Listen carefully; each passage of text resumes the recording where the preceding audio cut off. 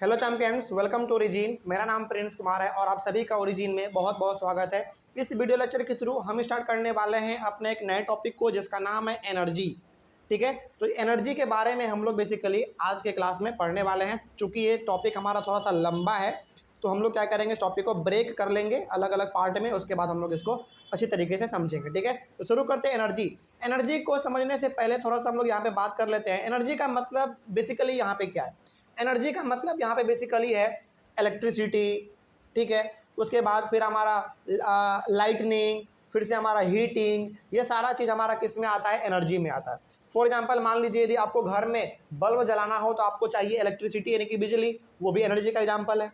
For example मान लीजिए यदि आपको घर में लाइटनिंग का, फॉर एग्जांपल आपको मान लीजिए आपको घर में खाना बनाना हो तो खाना आप बनाएंगे गैस सिलेंडर से, तो वो भी अपने आप में एक एनर्जी का एग्जांपल है। ठीक है, यानी कि एनर्जी वर्ड जब भी आपके सामने इस्तेमाल हो तो आपको समझना है हीट, लाइट, इलेक्ट्रिसिटी, यही सब कुछ। ठीक है, जिससे कि आपको एनर्जी मिलता हो, जिससे कि आप अपने कामों को कर सकते हैं, खाना बना सकते हैं, घर में लाइटनिंग कर सकते हैं, पंखा चला सकते हैं, कूलर चला सकते हैं, टीवी देख सकते हैं, वो सारा का सारा हमारा चीज़ एनर्जी कहलाएगा। ठीक है, तो इसी के बारे में हम लोग आज यहाँ पे पढ़ेंगे। Energy is the most important components of economic infrastructure. Obviously बात है भाई, फॉर एग्जांपल मान लीजिए हमारे भारत में कितने बड़े बड़े इंडस्ट्री चलते हैं, है ना, कितने बड़े बड़े कंपनी है, तो वो सारा का सारा जो है हमारा कहीं ना कहीं इलेक्ट्रिसिटी की वजह से चल पा रहे हैं। यदि वो चीज़ ना हो तो क्या हमारा इकोनॉमी ग्रो कर पाएगा? बिल्कुल नहीं कर पाएगा, है ना। रातों रात हम लोग ठप हो जाएंगे, नीचे बैठ जाएंगे। तो कहीं ना कहीं हम लोग कह सकते हैं कि एनर्जी जो है हमारे इकोनॉमिक इंफ्रास्ट्रक्चर के लिए बहुत ही इंपॉर्टेंट है। मतलब ये हो गया कि हमारे इकोनॉमी को बढ़ाने के लिए, हमारा एनर्जी का होना बहुत ही ज़रूरी है, इंपॉर्टेंट कंपोनेंट है। ठीक है, यदि एनर्जी नहीं होगा, इलेक्ट्रिसिटी नहीं होगा तो कहीं ना कहीं हमारा जो बड़े बड़े इंडस्ट्री है, कंपनी है, वो नहीं चल पाएगा। ठीक है, और हमारा जीडीपी धड़ाम से नीचे गिर जाएगा। आगे बढ़ते हैं। Energy is a critical aspect of the development process of a nation. वही बात है जो कि हमने आपको कहा कि यदि आप चाहते हैं कि आपका नेशन यानी कि आपका कंट्री डेवलप करे तो वहाँ पे एनर्जी का होना बहुत ही ज़रूरी है ना। ये क्रिटिकल एस्पेक्ट है। क्रिटिकल एस्पेक्ट का मतलब बहुत ही क्रांतिकारी चीज़ है ये। यदि नहीं रहा तो फिर क्रांति नहीं आ पाएगा। क्रांति का मतलब यहाँ पे लड़ाई पीट से नहीं है, क्रांति का मतलब यहाँ पे है डेवलपमेंट। आपके यहाँ पे डेवलपमेंट नहीं हो पाएगा। It is used on a large scale in agriculture. सही बात है, एनर्जी का हम लोग एग्रीकल्चर में भी इस्तेमाल करते हैं and related areas like production में भी। फॉर एग्जांपल मान लीजिए एग्रीकल्चर में यदि आपको मोटर चलाना हो तो मोटर चलाने के लिए आपको क्या चाहिए? बिजली चाहिए। तो एग्रीकल्चर में भी आपको एनर्जी का ज़रूरत है। प्रोडक्शन में मशीन चलाना हो भाई, मशीन चलाने के लिए भी बिजली चाहिए, है ना, उसके लिए भी आपको एनर्जी का ज़रूरत है। उसके बाद ट्रांसपोर्टेशन में आपको क्या चाहिए भाई? डीजल चाहिए, पेट्रोल चाहिए, है ना। और डीजल पेट्रोल भी अपने आप में एक एनर्जी का एग्जाम्पल है। ठीक है, fertilizers, sorry, transportation of fertilizer यानी कि आपके घर तक या फिर आपके खेत तक फर्टिलाइजर कैसे आएगा भाई? ट्रांसपोर्टेशन के थ्रू आएगा। और ट्रांसपोर्टेशन यानी कि गाड़ी तभी चल पाएगा ना जब आप उसमें डीजल पेट्रोल डालेंगे। तो डीजल पेट्रोल भी अपने आप में एक एनर्जी का एग्जाम्पल है, क्योंकि उससे भी आपको हीट मिलता है और आपका गाड़ी चलता है। उसके बाद पेस्टिसाइड्स एंड फार्म इक्विपमेंट, यानी कि ये सारा का सारा चीज़ आपके पास तभी ट्रांसपोर्ट होकर आ पाएगा जब आपके पास एनर्जी पर्याप्त मात्रा में रहेगा। तो बेसिकली आप ये एक शब्द में कह सकते हैं एनर्जी को लेकर कि energy is the most important components. ठीक है, ये आप कह सकते हैं। आगे, industrial production is not possible if energy is not available. वही बात है जो कि हमने आपको कहा कि यदि हमारा एनर्जी नहीं हो, हमारे पास बिजली ना हो, हीट और लाइट ना हो, तो क्या हमारा इंडस्ट्रियल प्रोडक्शन पॉसिबल है? यानी कि इंडस्ट्री में जो भी चीज़ प्रोड्यूस हो रहे हैं, for example car, bike, train, aeroplane, कुछ भी हमारा प्रोड्यूस नहीं हो पाएगा। तो एनर्जी बहुत ही इंपॉर्टेंट है। उसके बाद energy is required in houses for cooking. Energy हम लोगों को कहाँ कहाँ चाहिए भाई? घरों में चाहिए खाना बनाने के लिए, घरों में चाहिए लाइटनिंग करने के लिए और हीटिंग करने के लिए। तो इन सारे चीज़ों के लिए हम लोगों को एनर्जी की आवश्यकता यानी कि ज़रूरत पड़ती है।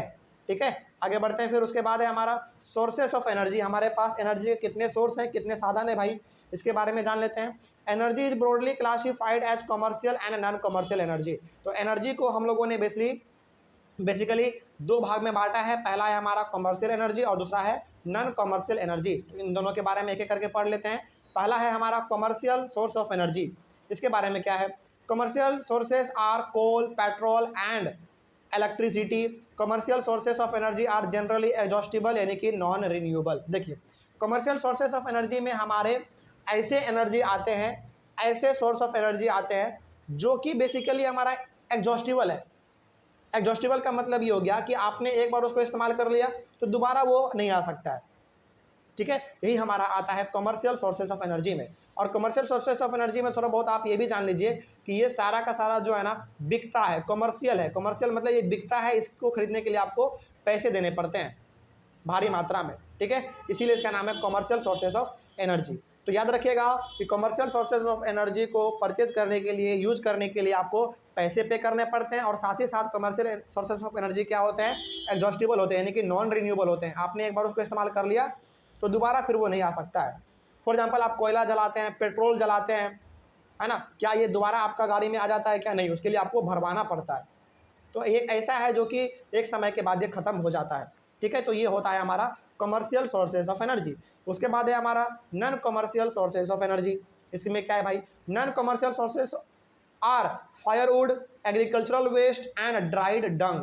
इसके लिए ना आपको बेसिकली पैसे नहीं देने पड़ते हैं। इसके लिए बेसिकली यदि आपके गाँव में, यदि आप गांव में रहते हैं या फिर आप शहर में भी रहते हैं तो लकड़ी इकट्ठा करने के लिए, लकड़ी आप खुद भी इकट्ठा कर लेते हैं, कर सकते हैं। आपके पास खेत है, फसल काटने के बाद जो उसमें बच जाता है रिसाइड्यू, उसको आप इस्तेमाल कर सकते हैं। या फिर गाय का गोबर जब सूख जाता है उसको भी आप जलावन के लिए या फिर अपने लाइटनिंग के लिए इस्तेमाल कर सकते हैं। तो ये नॉन कमर्शियल है, ये बेसिकली बिकता नहीं है, ठीक है। These are found in nature यानी कि फॉरेस्ट। और ये सारा चीज़ जो है non commercial sources of energy, जो कि हमने यहाँ पे ऊपर में बात किया कि नेचर के द्वारा दिया जाता है, यानी कि नेचुरल है।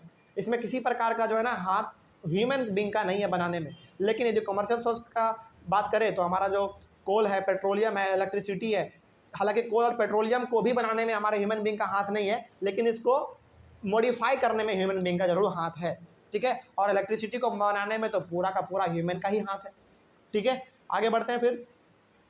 तो हमारा non commercial sources of energy में आपने क्या पढ़ा, बेसिकली ऐसे सोर्सेस ऑफ एनर्जी जो कि नेचर के द्वारा दिया जाए और उसको खरीदना हमको नहीं पड़ता है। बेसिकली वो बेसिकली नेचर में रहता है, हम लोग उसको इस्तेमाल कर सकते हैं, बस आपको इस्तेमाल करना आना चाहिए। उसके बाद लिखा हुआ है non commercial sources of energy are generally renewable. लेकिन ये जो होते हैं ना रिन्यूएबल होते हैं। रिन्यूएबल का मतलब ये हो गया कि आप इसको एक बार इस्तेमाल कीजिएगा दोबारा आपके सामने आ जाएगा अपने आप। क्यों भाई? क्योंकि नेचर दे रहा है, नेचर तो अपने आप देता है कोई चीज़, है ना।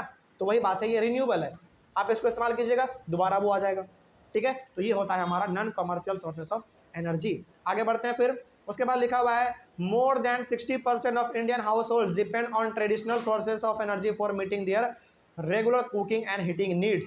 आज भी भारत में 60% ऐसे घर हैं भारत में जो कि आज भी अपने यहाँ पे एनर्जी के रिक्वायरमेंट के लिए ट्रेडिशनल सोर्सेज पे डिपेंडेंट है। ट्रेडिशनल सोर्सेज का मतलब ये हो गया गाय के गोबर से बना हुआ गोईठा, लकड़ी, है ना, या फिर कोयला, ये सब चीज़ों पे हमारे आज भी भारत के 60% घर टिके हुए हैं। 40% ही ऐसे हैं जो कि बिजली पे काम कर रहे हैं या फिर गैस सिलेंडर पे काम कर रहे हैं, ठीक है। तो ये हमारा यहाँ पे हो गया। अगले वाले क्लास में हम लोग डिस्कस करेंगे एक नया टॉपिक जिसका नाम होने वाला है non conventional sources of energy and conventional sources of energy. हम इसको अलग इसलिए कर रहे हैं क्योंकि आपके बुक में भी ना इसको बोल्ड कर दिया है ब्लैक कलर से, इसलिए हम इसको अगले वाले क्लास में डिस्कस करेंगे, ठीक है। चले तो अगले वाले क्लास में जो हमारा स्टार्ट होगा वो यही होगा, ये वाला टॉपिक, ठीक है। इसमें बेसिकली हम लोग कन्वेंशनल सोर्सेज ऑफ एनर्जी क्या होते हैं और non conventional sources of energy क्या होते हैं इसके बारे में बात करेंगे। Thank you very much.